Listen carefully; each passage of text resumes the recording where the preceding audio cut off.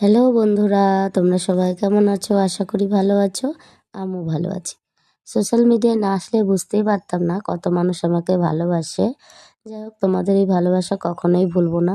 হয়তো আজ সোশ্যাল মিডিয়ায় আছি, কাল যদি নাও থাকি, কিন্তু এই ভালোবাসার কথাগুলো কখনোই ভুলবো না। যাই হোক, তোমাদেরকে তো সবসময় আমার শর্ট ভিডিওগুলো দেখাই, মানে দেখো, কিন্তু ভাবলাম যে একটু অন্যরকম ভিডিও করা যাক। তো আজকে গাছে অনেক ফুল ফুটেছিল, তা ভাবলাম যে আমার এই ছোট্ট ফুলের বাগানটা একটু তোমাদের সঙ্গে শেয়ার করলে কেমন হয়। তা দেখো, সিজনের শিউলি ফুল, পদ্ম ফুল আর জবা তো 12 মাসই হয়। তা যাই হোক, সেই ছোট্ট ফুল বাগানের কিছু কিছু ফুল হয়েছে গাছে, সেগুলোই তোমাদের সঙ্গে শেয়ার করছি।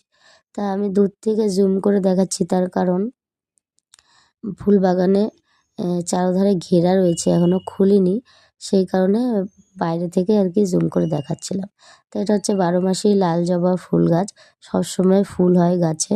আর আমার বাড়ির যেহেতু মা তারা, লক্ষ্মী, মা মনসা আছে, এই ফুল গাছগুলো আমার খুবই প্রয়োজন। সেই কারণে আমি নার্সারি থেকে নিয়ে এসে এই টবগুলো যে দেখছো বা শোলার পেটি, তা সেগুলোর মধ্যেই আর কি লাগিয়ে নিয়েছি। আর এই যে এখন যে শিউলি ফুল তুলছি, এটা হচ্ছে 1 বছরের চারা গাছ, মানে গত বছরের চারা এই বছরে ফুল দিচ্ছে। মানে এত অল্প সময়ে যে ফুল দেবে আমি ভাবতেও পারিনি। এটা গামলার মধ্যে, কালো বড় গামলায় আর কি লাগিয়েছিলাম। তো এত তাড়াতাড়ি ফুল দেবে ভাবতেও পারিনি। যাই হোক, এটা অনেক বড় পাওয়া। যারা ফুল গাছ ভালোবাসো বা এরকম ছোট্টখাট্টো ফুলের বাগান বা ফলের বাগান করো, তারাই বুঝবা এসবের মর্ম কী।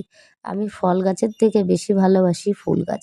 কারণ ফল গাছ আমি যত্ন করতে পারি না। আর আমার বাড়িতে ফল গাছেরও প্রচুর ফল গাছ আছে। কিছু গাছ কেটে দেওয়া হয়েছে আর কিছু আছে। তা সেগুলো একদিন পরে দেখাবো। সেগুলো এরকম বাগান না, মানে মাটিতেই বসানো। বড় সে গাছগুলো, অনেক পুরনো দিনের। আমার শ্বশুরের আমলের গাছ আর কি সেগুলো। শ্বশুর থাকতে লাগিয়েছিল গাছগুলো। আর দেখো, এবছরে এত পদ্ম ফুল ফোটে আর গাছ ভরে প্রচুর কুঁড়ি। মানে গাছের তুলনায় ফুল আর কুঁড়ি প্রচুর। আর এই গাছটা এনেছিলাম, পদ্ম গাছটা, নার্সারি থেকে মাত্র 20 টাকা দিয়ে। তা আমার জানো তো, আমি অনেক মানে এই কথাটা বললে হয়তো অনেকভাবে নেবে। সত্যি আমি আমার মনের কথা বলছি। আমি অন্যান্য মেয়েদের থেকে একদমই আলাদা। আমি একদম সাদামাটা বলতে পারো। কারণ আমার শখটা একটু অন্যরকম। কেউ খেতে ভালোবাসে, কেউ ঘুরতে, কেউ সোনা গয়না, কেউ শাড়ি পরতে বা জিনিসপত্র কেনাকাটি করতে। আমার শখটা কী বলো তো?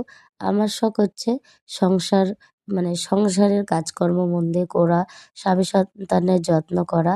এছাড়াও আমার যে ঘরে ঠাকুর আছে, সেই ঠাকুরদের নিত্য সেবা